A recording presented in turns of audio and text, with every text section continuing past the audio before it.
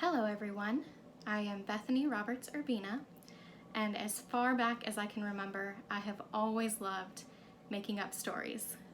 I can remember so many times dragging my brothers outside to the play set or the trampoline to pretend we were scientists, doctors, sailors, you name it. Other times, I even wrote short plays and made my cousins perform them for our friends and family. Well, I am a little bit older these days. I am married now, and I have my own little one on the way. But some things never change. I still love writing stories. And this is one of those stories.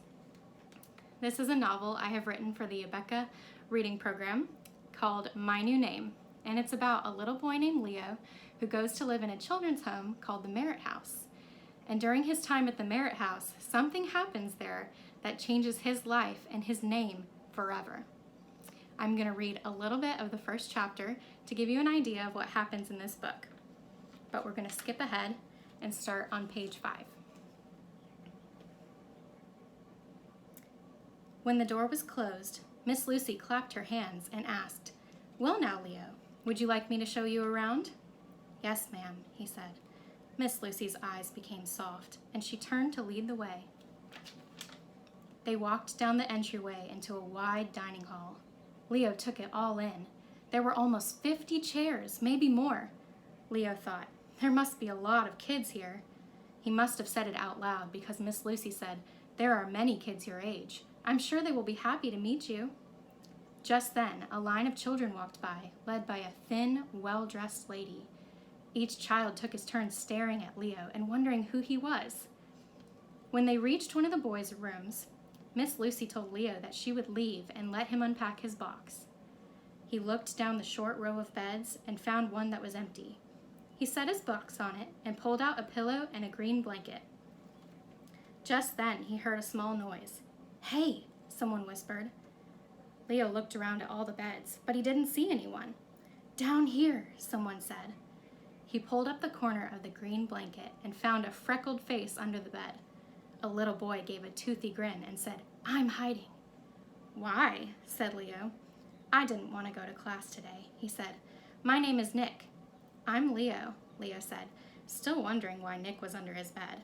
He dropped to the floor, and Nick pulled out a paper cup full of marbles.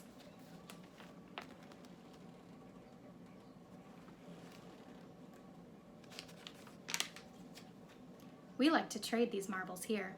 My collection is better than anyone else's. Here, I'll show you," Nick said. "Don't you think they know that you're not in class?" Leo said. "No way," said Nick. "The class is too big. They won't notice." Just then, a voice boomed from the doorway. "Yes, the class is big, but not big enough, Nick Jacobs." The lady marched over to the bed, and Nick scrambled to his feet. Her voice was firm. "Since you did not want to see me in class today, you get to sit next to me at dinner," she said. "Yes, Mrs. Merritt," Nick said as his curly head drooped. "And you must be Leo," Mrs. Merritt said. Leo nodded and decided that he would never skip class. "It's nice to meet you. Let's go, boys, to the dining hall," she called as she marched out the door. Now, if there's anything I love more than writing stories, it's a happy ending, and this book has one of the happiest endings you could possibly imagine. If you're curious about what happens next to Leo in the Merritt House, or about how this story ends, find out for yourself and read the rest of this book, My New Name.